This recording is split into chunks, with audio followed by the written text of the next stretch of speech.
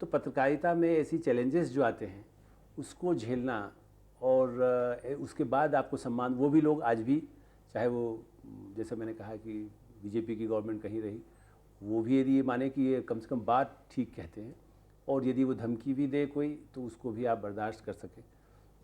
प्रवीण तोगड़िया यदि कहते हैं भाई आप अनपढ़ आदमी हैं, तो मुझे लगता है कि ये भी मेरा सम्मान है। मुझे लगता है कि कोई ऐसा व्यक्ति जो इस बात से उत्तेजित होता है कि लोग सामाजिक समरसता होती है, तो यदि वो मुझे अनपढ़ भी कहे तो मुझे उसको सुनने के लिए तैयार रहना चाहिए।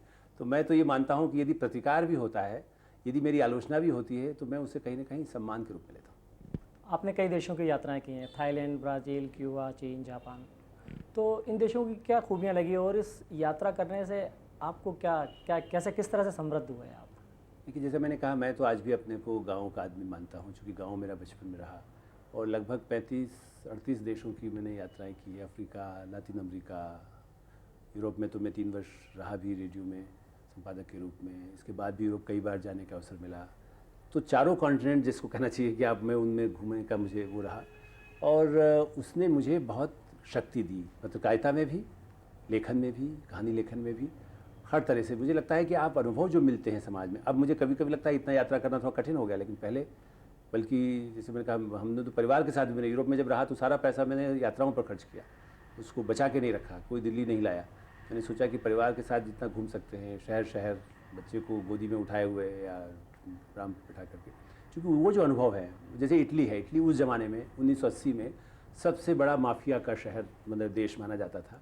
और रोम में हमने सोचा कि सुरक्षा का सबसे अच्छा तरीका है कि उनके किसी परिवार में जाकर ठहर जाते हैं, तो हम परिवार में जाकर ठहरे। तो इटली पारिवारिक एक समाज को समझना, क्योंकि बेसिकली लोग सब जगह अच्छे होते हैं, जैसे मैंने कहा, चाहे मैं बिहार हो या इटली हो, लोग बेसिक सारे समाज में लोग ज़्यादा अच्छे होते हैं। कुछ मुट्ठी भर लोग होते हैं जो माफिया होता है, जो हावी होता है, चाहे वो धनपति हो, पशुपति हो, या इस तरह के जो लोग होते हैं जिनके मन में अपनी ताकत दिखाने की शक्ति होती है, उनसे उनका तरीका यह है। तो हम जैसे उस परिवार में जाकर रहे, तो कितना, मेरी बेटी के लिए चाहे दूध भी ला करके घर से किचन से बना के देना हो, तो वो पैसा उन्होंने चार्ज किया, लेकिन वो ऐसी, तो इस तरह के, या प्रधानमंत्री के साथ यात्रा कर रहे हैं तो उनके साथ 18-18 घंटे की यात्राएं की। राजीव गांधी, अरुण सिंह उनकी सुरक्षा के लिए कहते थे कि भाई मैं तो कैबिन के बाहर ही सो जाता हूँ, सबसे बड़ी सुरक्षा तो यही है, और क्या हो सकता है।